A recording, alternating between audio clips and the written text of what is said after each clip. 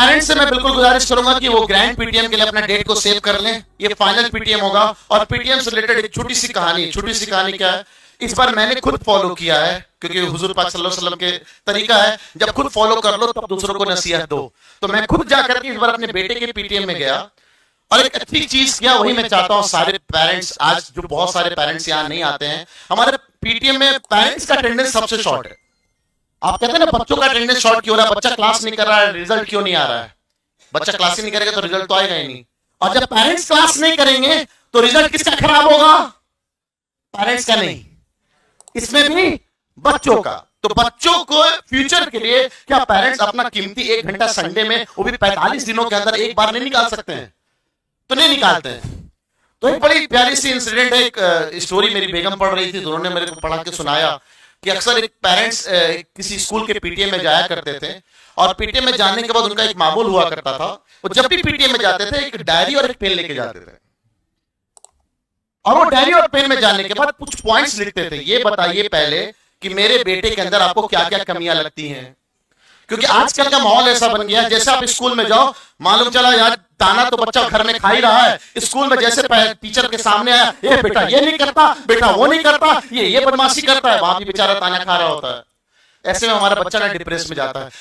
सब ये बोल रहे हैं कि तुम्हारे अंदर गलतियां कौन है, गलतियां क्या है, क्या कोई ये बोल रहा है कि इस गलतियों को सुधार कैसे सकते हैं। तो वो बहुत अच्छा काम करते थे। वो करते क्या थे, अपने बेटे के अंदर जो जो गलतियां थी सब लिखते थे जो टीचर बोल रहा है, और वो खुद वॉच करते थे, क्योंकि वो भी एक पैसा कमाने वाला पेरेंट्स, जब पैसा कमाने वाला पेरेंट्स अपने बाल बच्चों के लिए वक्त निकालता तो बेचारा अपने लिए वक्त नहीं निकाल पाता है। वही तो कहते हैं ना, माँ बाप जो, इनफैक्ट बाप जो जिस तरह से मेहनत करके बच्चों के लिए कमाता है, ये जब आप बाप बनोगे तो समझ में आएगा। तो इसलिए उनके इस अचीवमेंट को जरा आप गौर करो, वो एक एक पॉइंट्स को लिखते थे, हमारे बच्चे के अंदर क्या क्या कमियां हैं आप बताइए।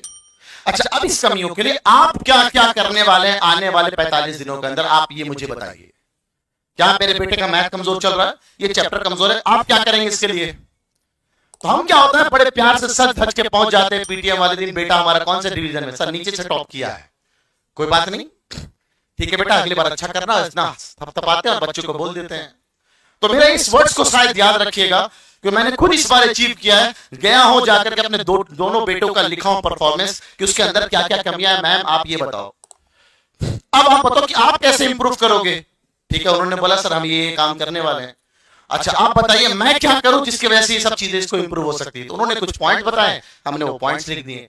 तो ये मैं आप पेरेंट्स से गुजारिश करता हूं कि जब आप पीटीएम में आए तो अगर आपके पास पेन डायरी नहीं है ना, तो इमेज क्लास के पास भी पेन डायरी है, आपको पिछले फेलिसिटेशन में हमने गिफ्ट किया है। स्टिल यू लाइक कि आपके पास पेन डायरी नहीं है तो आप इमेज क्लास से इशू करा लीजिए, आपको मिल जाएगा पेन डायरी।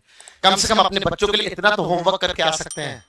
तो हर पीटीएम में बंदा अपना होमवर्क करके आता था और बच्चा उसका धीरे धीरे प्रोग्रेस करता रहा।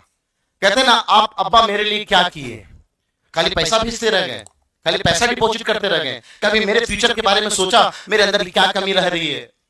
तो आप पेरेंट्स से मेरी यही गुजारिश है कि आप प्लीज जब भी अगले पीटीएम में आए, ये ग्रैंड पीटीएम में शायद इस सेमेस्टर का आप सबसे आखिरी होगा, फिर अगले साल मुलाकात करेंगे। 9th बच्चों का अगर रिलेटेड भी कमजोर हो गया, आप तो चलो 10th में ध्यान देंगे। अरे 9th कमजोर हुआ तो 11वीं खराब हो जाएगी उसकी, जब 10th खराब होगा तो 12th खराब हो जाएगा उसका, और फाइनल जाके आप बोलेंगे मेरा बेटा अच्छा कॉलेज में पढ़ता नहीं है। क्यों पढ़ेगा जब उसकी 11वीं और 12वीं खराब है, कैसे सिलेक्शन हो जाएगा उसका नीट में। तो क्या एक मेहनत थाली एक हाथ से तो नहीं बजेगी, आपको भी मेहनत करना है और बेटे और बाल बच्चों को भी मेहनत करनी है, तो जाकर के शानदार ताली बजेगी, बजेगी कि नहीं। तो इसलिए आपसे गुजारिश यही है कि शानदार ताली बजाने के लिए आपको, आपके पेरेंट्स को और आपको बच्चों को दोनों को साथ में मेहनत करना पड़ेगा। और ताली में जो एनर्जी लगेगी ना, वो इमेज क्लासेस आपको प्रोवाइड करेगी एनर्जी, वो एनर्जी अंदर की एनर्जी वो इमेज क्लासेस से निकल के आएगी।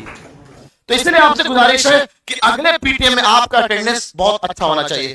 पेरेंट्स के साथ इतनी दिक्कत आती थी, हम लोग पेरेंट्स का पीटीएम रखते थे सुबह 9 बजे से 11 बजे तक। मैं खुल के बोल रहा हूं, आपके मुंह पे बोल रहा हूं, थोड़ा शायद बुरा लगे, हमारे टीचर 8:30 बजे पहुंच जाते हैं संडे वाले दिन। इनका एक संडे की छुट्टी मिलती है सर, वो संडे के दिन भी आपके लिए अवेलेबल होते हैं। 9 बजे आते हैं टाइम सर, पेरेंट्स 11 बजे खत्म होने वाला, पेरेंट्स 10:30 बजे से आना शुरू करते थे। पूरे पेरेंट्स की भीड़ लग जाती थी। अब बताइए 11 बजे से हमारा अवार्ड सेरेमनी होता था, अवार्ड सेरेमनी हमारी लेट हो जाती थी हर बार। तो इस बार हमने यूनिक किया है, क्या टॉपर्स हमेशा पहले आ जाते हैं, तो टॉपर्स का पीटीएम हमने अलग कर दिया। अब 11 बजे से हम पीटीएम आपका चालू कर रहे हैं। तो आप लेट आते हो, चलो ठंडी का महीना है, जो भी है, हम आपके लिए भी ये भी करने को तैयार। अभी 11 बजे से लेकर के आगे यही शेड्यूल अगले साल भी इंशाल्लाह फॉलो करेंगे। क्या फ्रूटफुल रहा सर? उम्मीद है पेरेंट्स का अटेंडेंस बढ़ा। अभी दिखेगा, अभी दिखेगा कि अभी 11 बजे वो आते हैं कि नहीं आते हैं, तो अपने आप समझ में आ जाएगा कि ये फ्रूटफुल है या नहीं है। तो 11 से लेकर के 1 बजे तक आपका फर्दर पीटीएम होगा। लेकिन आगे बढ़ते हैं, कुछ खास चीजें रिक्वेस्ट है पेरेंट्स से भी, request all the teacher, dear parents and guardian, कि our extra please give your presence in PTM और बच्चों के फ्यूचर के लिए।